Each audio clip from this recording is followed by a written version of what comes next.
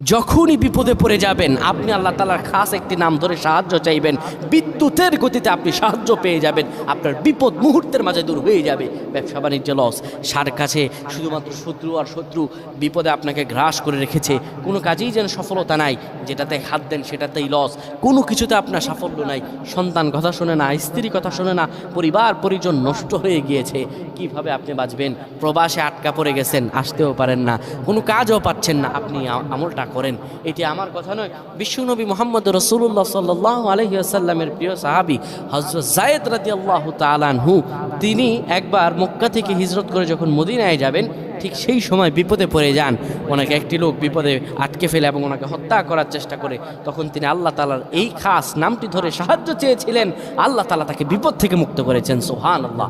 সেই দোয়াটা কি? তিনি যখন বিপদে পড়ে যান তিনি বলেন, আগিসনি ইয়া রহমান,